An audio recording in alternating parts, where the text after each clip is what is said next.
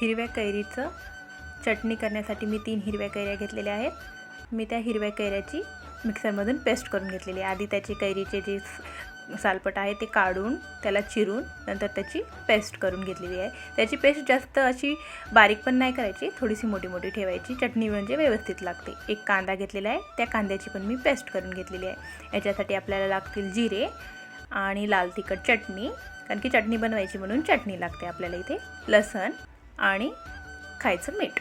आपल्या चवीनुसार आपण मीठ टाकू शकतो। आता मी गॅस ऑन करून त्याच्यावरती कढई ठेवत आहे। कढईमध्ये आपल्याला 2 चम्मच तेल घालायचं आहे। तुम्ही किती पण घालू आपल्या ह्याच्यानुसार। जास्त जर स्पायसी वगैरे चटणी जर आवडत नसेल तर आपण थोडंसं कमी घालू शकतो। आता मी याच्यामध्ये 2 चम्मच तेल टाकलेलं आहे। माझं तेल गरम झालं की याच्यामध्ये आता मी मोहरी आणि जिरे टाकणार आहे। मोहरी आणि जिरे यांना तडतडून आपण तडका देऊ। मोहरी आणि जिरे आता बघा माझे छानपैकी तडतडायला लागलेले आहेत। आता हे तडतडू लागले की आता हे चांगले तडतडले की याच्यामध्ये आता आपण जी काही लसणाची पेस्ट केलेली आहे आपण ती याच्यामध्ये लसणाची पेस्ट घालू। मी इथं 2 लसणाचे गड्डे घेऊन त्याची पेस्ट बनवली होती, मी त्याच्यामध्ये टाकलेली आहे। आता हे माझा लसण मी भाजून घेत आहे। लसणाचा कलर लाल येईपर्यंत त्याला भाजू द्यायचा। पाहू शकता माझ्या लसणाचा कलर लाल झालेला आहे। आता याच्यामध्ये आपण जी लाल चटणी टाकलेली आहे घेतलेली आहे ना ती याच्यामध्ये टाकून देऊ।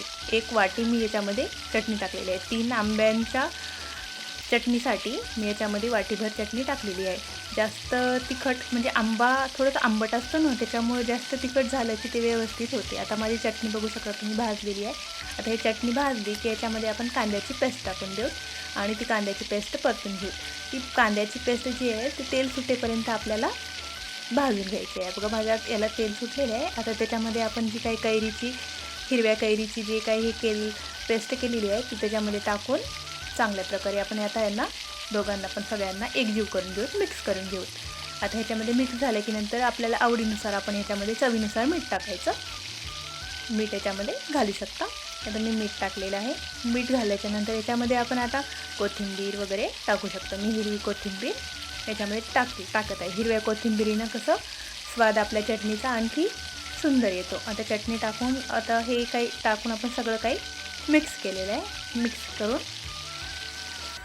मिक्स करून आता ही आपली चटणी पाहू शकता तुम्ही किती छान तयार झालेली आहे। आता ही चटणी आपण एका प्लेटमध्ये घेऊ। अशीच आता बघा माझी चटणी किती छान दिसायला पण छान आणि खाण्यासाठी पण छान झालेली आहे। माझे असेच नवनवीन व्हिडिओ पाहण्यासाठी माझ्या चॅनलला लाईक आणि सबस्क्राईब करा।